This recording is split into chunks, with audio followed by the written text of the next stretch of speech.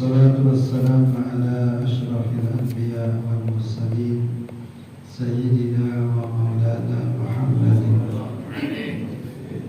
وعلى آله وصحبه أجمعين، وبعد، فإن أصدق الحديث كتاب الله، وخير الهدي هدي سيدنا محمد صلى الله عليه وسلم، وشر الأمور محدثاتها، وكل محدثة بدعة، وكل بدعة ضلالة، وكل ضلالة في النار، أو كما قال النبي صلى الله عليه وسلم.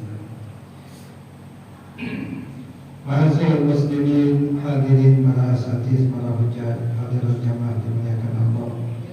Alhamdulillah, syukurillah, malam yang mulia ini kita kembali dipertemukan Allah Subhanahu wa taala di majlis yang mulia ini dalam keadaan sehat walafiat. Lanjutkan bacaan tafsir kita halaman 216, 4 baris dari bawah. Bisanadina muttasil ila Imam al-Mufassir rahimahullah ta'ala wa adama an-naf'a bihi wa bi barakati ulumihi wa bikum fid dharain, amin, radhiyallahu anhu. Ila qala wa yu'ridu anil adillah wa dhalika al-ghulu huwa raf'un nasara li Isa faqalu innahu ilahun, wa khafdul yahudi lahu faqalu innahu ibnu zina wa innahu kadzab.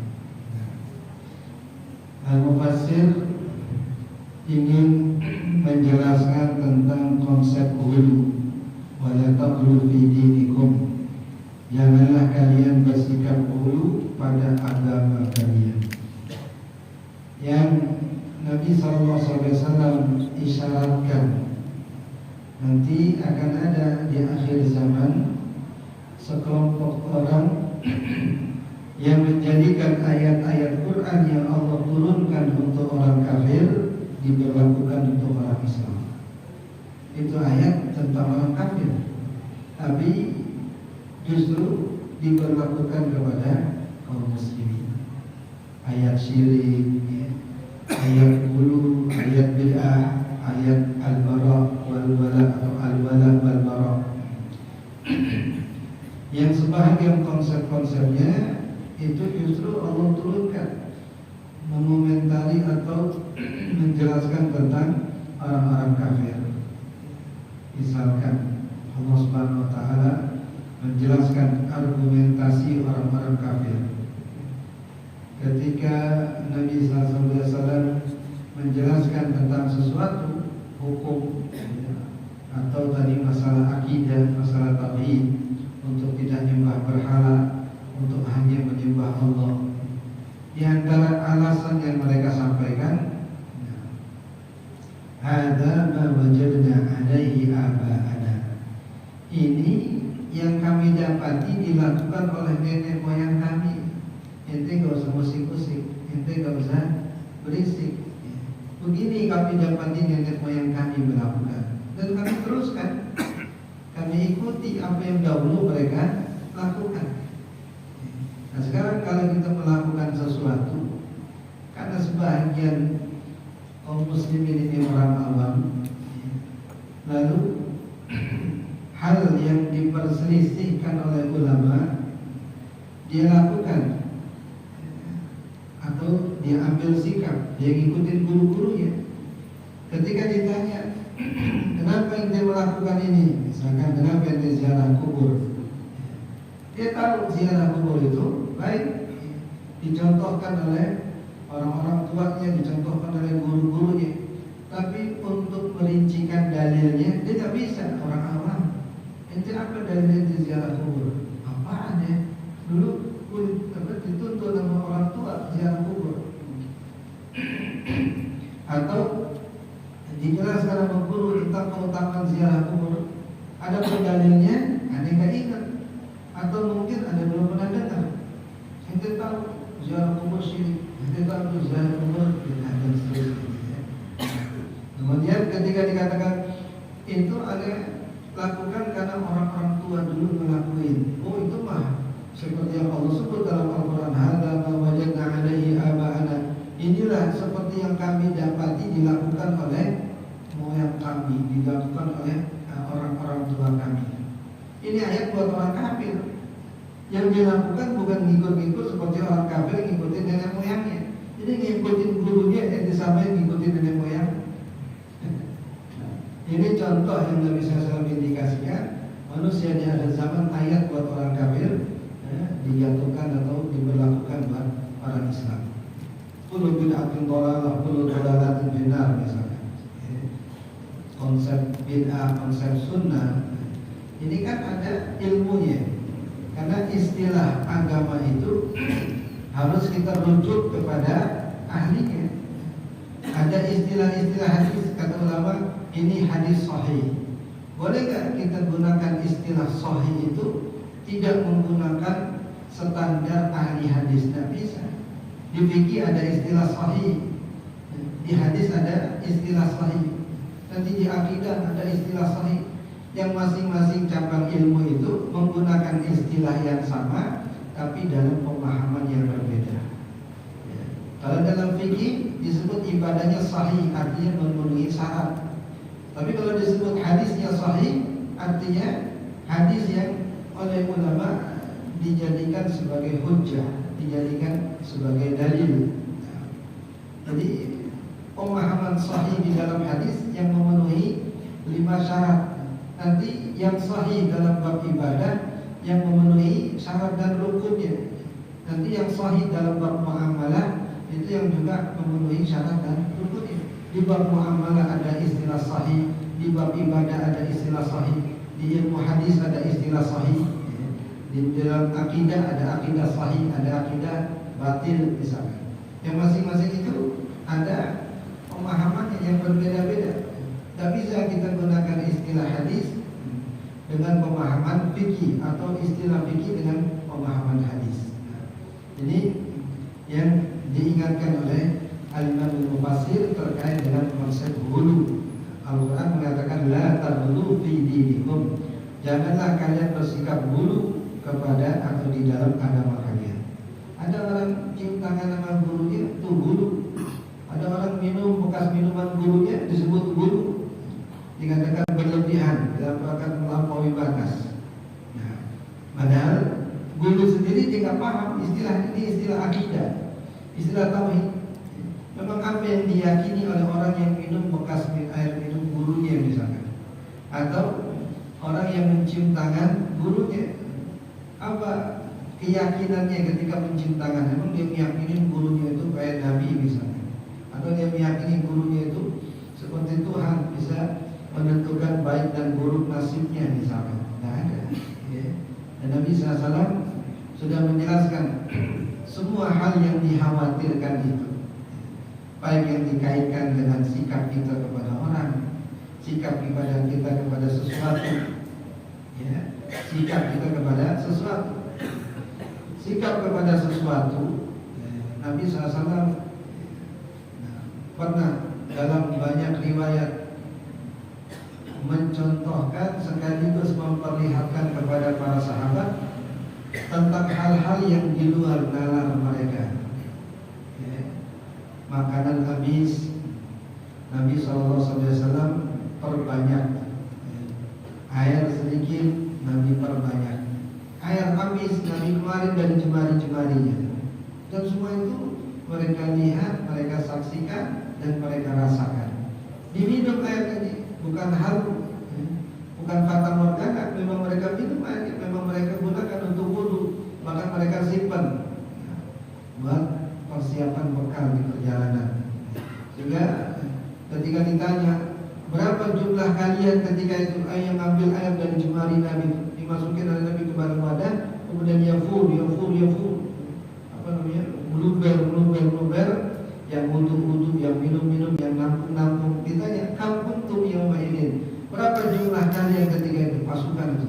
Kunna sama Nabi'ah, kami sekitar 800 orang. Dari jemari Nabi itu ada berapa liter air untuk 800 orang? Nah, itu satu masjid ini paling berapa puluh orang. berapa karton aku akan dibagi-bagiin.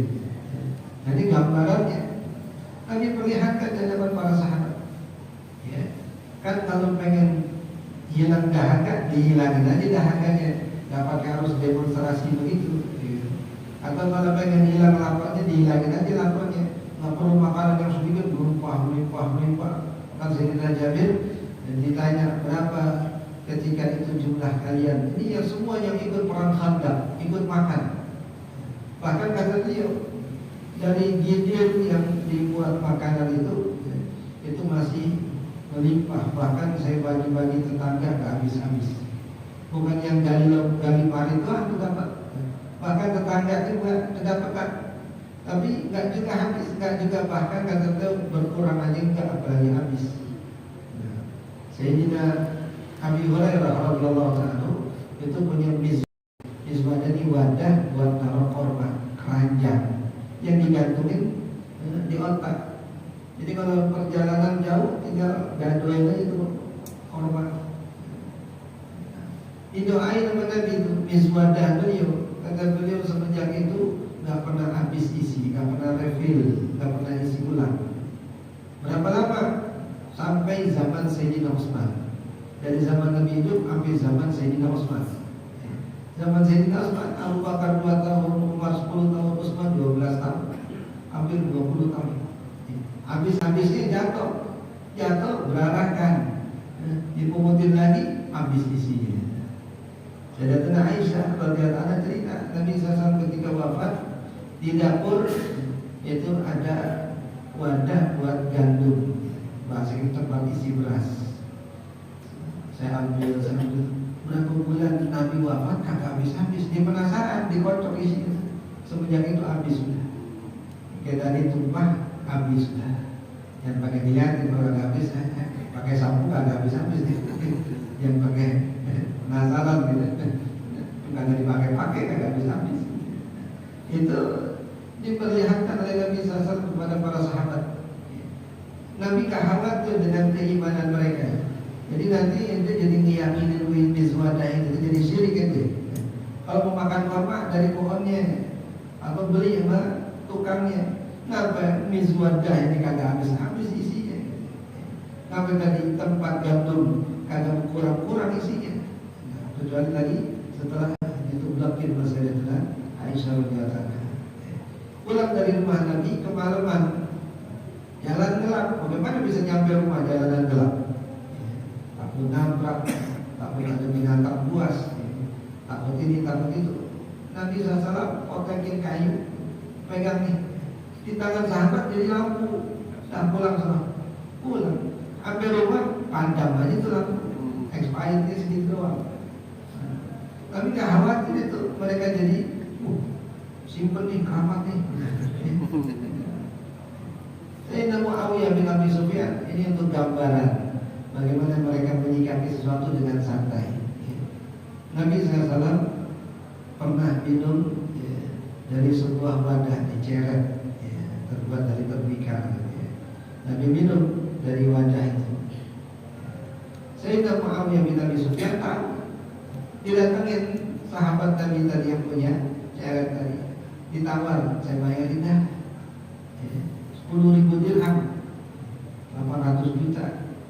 Ceret, teko ganti 800 juta, gak dijual. Nah, setelah orang tuanya meninggal, ahli waris didatangin. Ahli waris tidak tahu apa urusan begini, urusan duit itu pokoknya oke aja udah. Yang kata sejarah, kalau orang tua tahu sejarahnya bertahan ini. Hanya kendi tadi itu nggak seutuh-utuh dikendi, jurusan yang nempel membibir Nabi itu dicontek, dipotek. Itu yang disimpan sama saya mau buat apaan tuh? Kalau gantinya sih bisa dipakai buat nyimpan air. Dan cobekannya buat apaan? Itu nggak ada kekhawatiran syirik atau meyakini sesuatu atau mungkin jadi jimat, kan enggak.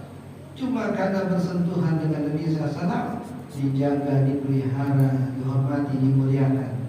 Sama seperti kalau kita dapat surat dari orang tua kita pergi ngerantau, lalu di pesantren, kirim surat babenya, dibaca lagi, ternangis, simpan lagi. Kalau rekaman dibuka lagi, dibaca lagi, atau dicium-ciumin, ya Allah. Itu kan kertas, tulisan, tapi itu kan simbol. Ya. Orang tua menuangkan kata-katanya di situ, gitu ya. Nah, kalimatnya di situ. Walaupun kita nggak lihat orangnya, nggak dengar omongannya, kita baca tulisannya itu, kita simpan lah rapi-rapi. Maka ya, untuk tingkatan yang lebih tinggi di museum itu, ya, dibikin museumnya. Bukan di Indonesia doang, di Saudi juga begitu. Ada museum tuh, kita melihat Quran zaman ini, Quran zaman ini, yang melihat peninggalan Syekh Fulan di masa ada tuh, sampai pulpennya, ya. Pulpennya ada buat tulis ini. Kenapa?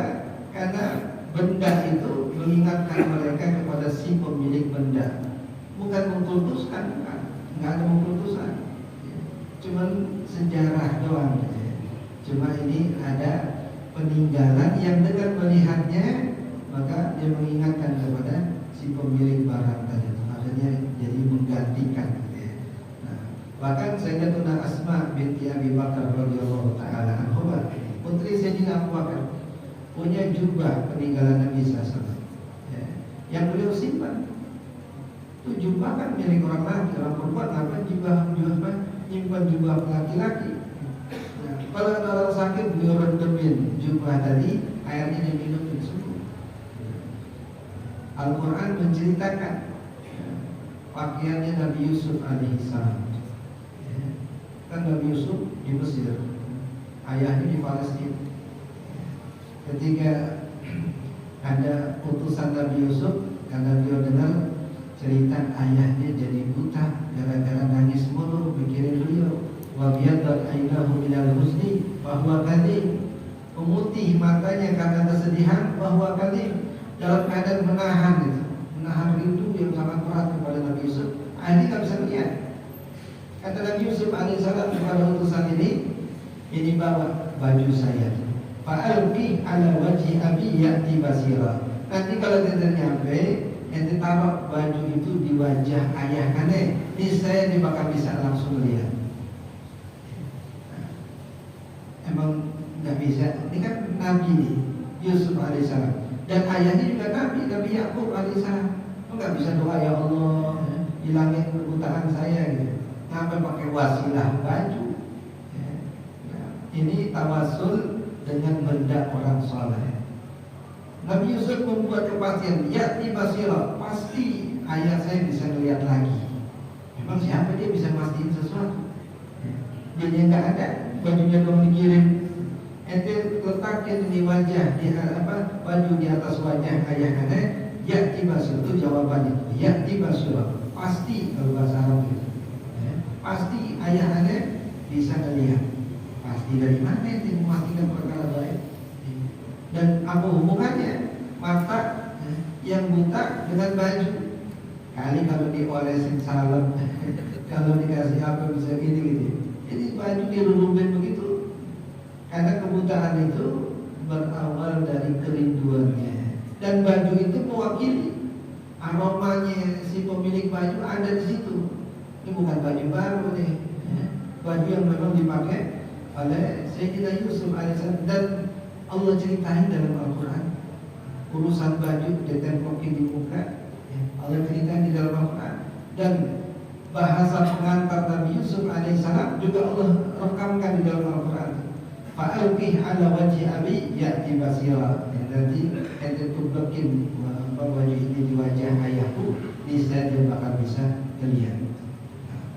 Ini karena Al-Quran gak khawatir nanti manusia akan ikut-ikut yang model begini gitu ya. Kabar enggak. Karena konsep ketuhanan dalam Islam itu sudah tuntas. Di zaman Nasrani mereka menuhankan Isa, di zaman Yahudi mereka menuhankan Uzair. Di zaman Nabi SAW umatnya, Nabi SAW membuat kepastian, inna syaitan qad aisa ayyubada fi ardikum hadha. Setan tidak putus asa disembah oleh umat Nabi Shallallahu Alaihi Wasallam. Nggak ada yang dibahas tapi dalam konsep yang umum tentang akidah tentang tauhid. Ini beliau tambahkan di penjelasan tentang al-ghulu. Ada bunuh artinya berlebihan, ada bunuh artinya kekurangan. Berlebih menuhankan Isa alaihissalam, ya. Memuji secara berlebihan sampai menuhankan Isa.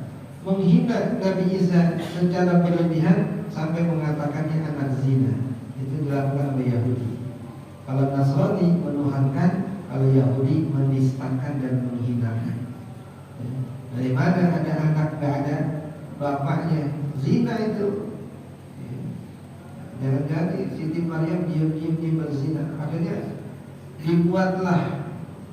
Kalau memang dikatakan dia berzina, dengan siapa? Kan sudah jelas kan? Gak mungkin dia berzina sama kambing misalnya.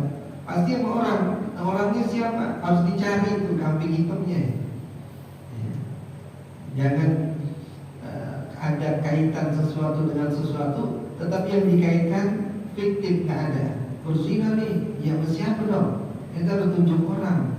Siapa yang kita tuduh berzina dengan Siti Maryam? Akhirnya dibuatlah sosok-sosok atau orang yang mereka tuduh kalau berzina dengan Siti Maryam. Bahkan dalam sebahagian redaksi itu Siti Maryam memang sudah punya suami, dan hasil hubungan dengan suami itulah kemudian lahir Nabi Isa alaihissalam. Ada disebut dengan Yusuf dan Al-Istukhrah, kalau mereka sebut dengan Yusuf Iskariot. Ini dianggap sebagai atau Yusuf An-Najjar, Yusuf si tukang kayu. Jadi Siti Maryam itu berzina dengan Yusuf An-Najjar, Yusuf si tukang kayu Iskariot, yang dari perzinahan itu lahirlah Nabi Isa alaihissalam. Islam di tengah-tengah, tidak menghinakan Isa seperti Yahudi, tapi juga tidak menuhankan Isa seperti Nasrani. Islam di tengah-tengah. Dan itulah yang kemudian berlaku dengan Rasulullah SAW. Memuji Nabi dengan pujian yang sepantasnya, tapi tidak sampai tahap menuhankannya. Nah, menyatakan Nabi SAW sebagai manusia biasa juga, yang makan, yang minum, yang tidur, apa nyeplak, badannya apa nyeplak tikar di tubuhnya, tapi nggak sampai menghinakan beliau begini begitu kan? Nabi SAW kelaparan, kadang diganjal perutnya dengan batu, itu kan nggak ada unsur menghinakan. Itu justru menggambarkan kesederhanaan, menggambarkan ketawaduan Nabi SAW. Islam bermain cantik saja, memuji. Kalau kita lihat pujiannya dan kita tahu konsep tauhid dalam Islam, kita nggak khawatir pujian itu sampai mengkultuskan Rasulullah SAW. Karena dalam hadis Nabi mengatakan